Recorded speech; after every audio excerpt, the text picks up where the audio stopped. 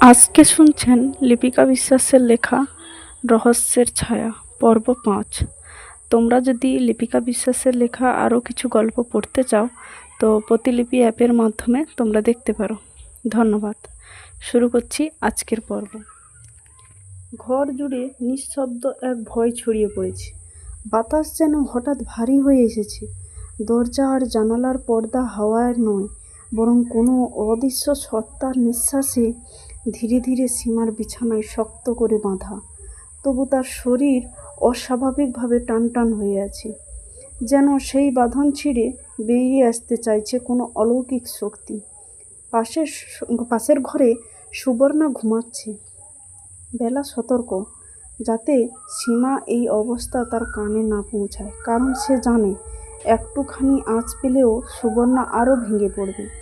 সীমার চোখ জোড়া অদ্ভুতভাবে জ্বলছে। ভেতর থেকে যেন গাঢ় লালচে আলো ছুটে বেরোতে চাইছে। মুখটা থেমে থেমে বিকৃতভাবে হাসছে, আবার সেই হাসির ফাঁকে ভেসে আসছে অশ্রুস্নাত এক ফিসফিসিয়ে গলা।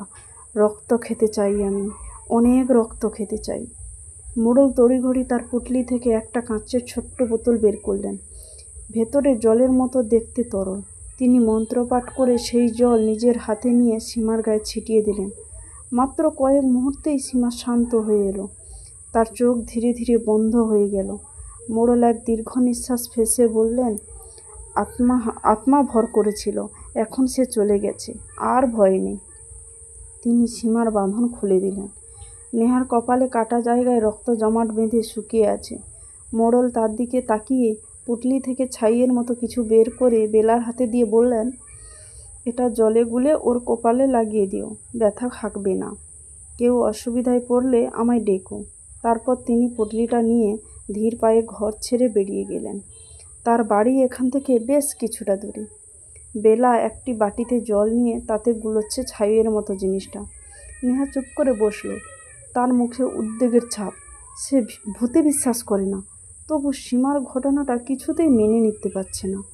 সে ভাবতে লাগলো, কিন্তু রক্ত খাওয়া ও গলার অস্বাভাবিক আওয়াজটা, এটা কি সত্যি কোনো অতিপ্রাকৃত ব্যাপার ছিল, নাকি হঠাৎ প্রচণ্ড মানসিক আঘাতে সীমার মানসিক বিকার ঘটেছে?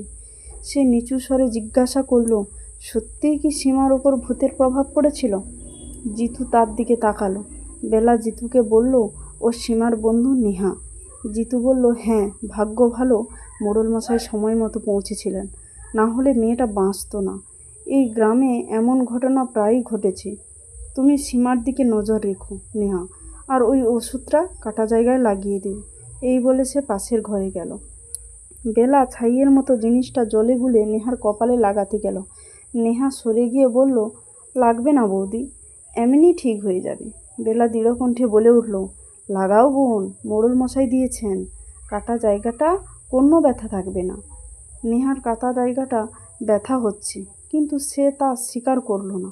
তার মনে হলো মোড়লটা একটা ভণ্ড, শুধু লোক দেখানো এসব ঝাড়ফুঁক। বাটিটা টেবিলের উপর রেখে বেলা চুপচাপ ঘর থেকে বেরিয়ে গেল। সুবর্ণাকে অনেক করে বুঝিয়ে কিছু খাওয়াতে পারল না জিতু ও বেলা। তার যেন শরীর আছে কিন্তু মন নেই, ফাঁকা শূন্য। বেলা নেহাকেও খেতে বলল, কিন্তু নেহাও কিছু খেলো না। শেষে জিতু বলল, কোনো অসুবিধা হলে আমাকে ডেকো বেলা, আমি আমাদের বাড়িতে গিয়ে শুচ্ছি। এই কথা বলে সে ধীরে ধীরে বেরিয়ে গেল। সুবর্ণা শুয়ে আছে একটি ঘরে। তার পাশে বেলা নিঃশব্দে এসে শুয়ে পড়ল। আর অমিতের ঘরে সীমার পাশে শুয়ে পড়ল নেহা। সে ঘরের আলো নেভালো না। ঘরের এক কোণে আধখোলা জানালা দিয়ে ধীরে ধীরে হাওয়া ঢুকছে। সেই বাতাসে পর্দাটা মাঝে মাঝে হালকায় নড়ে উঠছে। একটা অদ্ভুত নীরবতা ঘিরে রেখেছে চারপাশ। নেহা ভাবতে লাগলো, সীমার ঘুম ভাঙলে সে কি স্বাভাবিক থাকবে? এত বড় শোক সামলাবে কিভাবে? হঠাৎ সীমা চোখ খুলে উঠেই কেঁদে উঠল। নেহা চমকে উঠে বলল, সীমা।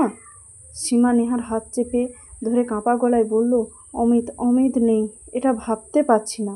বিনয় মাস্টার কেন মারলো আমার ভাই আর বোনকে? এই বলে সীমা হাউমাউ করে কেঁদে উঠল। তার চোখ, মুখ, হাত পা আর কথার বলার ভঙ্গি দেখে মনে হচ্ছে সে এখন অত্যন্ত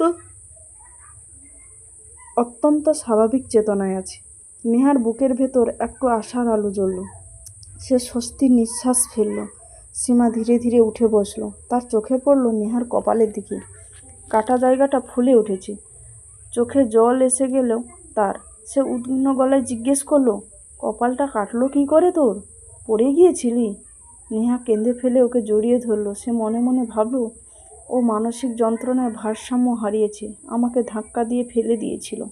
ঘুমানোর পর হয়তো মাথা ঠান্ডা হয়েছে, স্মৃতিটাও মুছে গেছে। নেহা বুঝলো এখন সেই কথা মনে করিয়ে দিলে সীমার মনে আরও দুঃখ বাড়বে, অপরাধ বোধে ভেঙে পড়বে। তাই সে মিথ্যা বলল, পড়ে গিয়েছিলাম রে। সীমা মুখ ভার করে বলল, কি সর্বনাশ, দেখে চলবি তো। এই গ্রাম অজানা, যেখানে সেখানে উঁচু নিচু।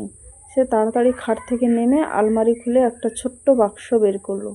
বাক্স থেকে তুলো বের করে জলে ভিজিয়ে সেটা দিয়ে নেহার কপালে শুকিয়ে যাওয়া রক্ত মুছে দিয়ে খুব যত্ন করে ওষুধ লাগিয়ে দিচ্ছে। নেহা বিস্মিত হয়ে তাকিয়ে রইল সীমার দিকে। এই মেয়েটা কিছুক্ষণ আগেও মানসিক অবস্থা ছিল বিক্ষিপ্ত, যন্ত্রণায় ভাঙা। সে এখন কত মমতাময়ী, স্নেহভরা। নেহার চোখ বেয়ে আবারও জল গড়িয়ে পড়ল। সে কাঁদতে কাঁদতে দেখে সীমার চোখেও জল এসে গেল। ওষুধ লাগানো শেষ করে সীমা বাক্সটা আবার আলমারিতে তুলে রাখল। পাশে রাখা একটা অ্যালবাম চোখে পড়তেই সেটি হাতে তুলে নিল। আলমারি দরজা বন্ধ করে অ্যালবামটা নিয়ে শুয়ে পড়ল। অমিতের একটি ছবি বের করে এক দৃষ্টিতে চেয়ে রইল অনেকক্ষণ। তারপর ছবিটা বুকের কাছে ধরিয়ে হু হু করে কেঁদে উঠল।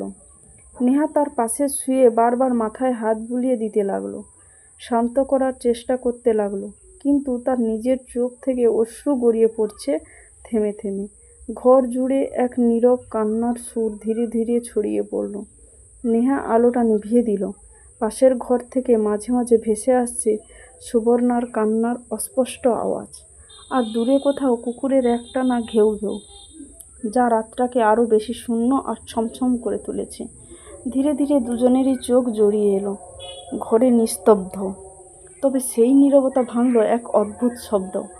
হঠাৎ একটা হালকা অথচ স্পষ্ট শব্দে সীমার ঘুম ভেঙে গেল। তার চোখ খুলতেই সে দেখতে পেল জানালার বাইরে কিছু একটা দুলছে। সে সঠিকভাবে তাকিয়ে চমকে উঠল।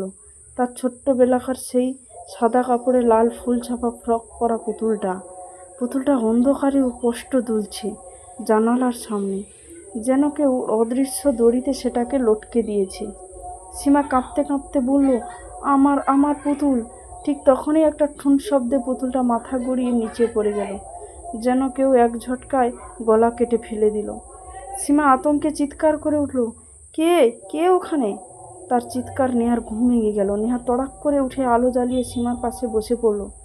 তারপর উদ্বিগ্ন হয়ে বলল, কি হয়েছে সীমা? চিৎকার করছিস কেন? সীমার মুখ সাদা হয়ে গেছে, ঠোঁট কাঁপছে, গলায় যেন আওয়াজ আটকে যাচ্ছে। ফিস ফিস করে সে বলল, আমি আমি দেখেছি জানালার বাইরে আমার ছোট্টবেলার পুতুলটা দুলছিল। হঠাৎ তার গলা কেটে কেউ ফেলে দিল, কেউ কেটে দিয়েছে, আমি দেখেছি। আবার আমার পুতুলের গলা কাটা কেন দেখালাম? তার কণ্ঠে নিঃশব্দ আতঙ্ক, চোখে অসমাপ্ত চিৎকার। নেহা জানালার দিকে তাকিয়ে কিছু দেখতেই পেল না। বাইরে শুধু থমথমে অন্ধকার। তার গলায় কাঁপন এসে গেল, তবু নিজেকে শক্ত করে বলল, কিছু নেই তো, হয়তো স্বপ্ন দেখছিস। আপনারা শুনলেন লিপিকা বিশ্বাসের লেখা রহস্যের ছায়া পর্ব 5। কেমন লাগলো অবশ্যই কমেন্টে জানাবেন।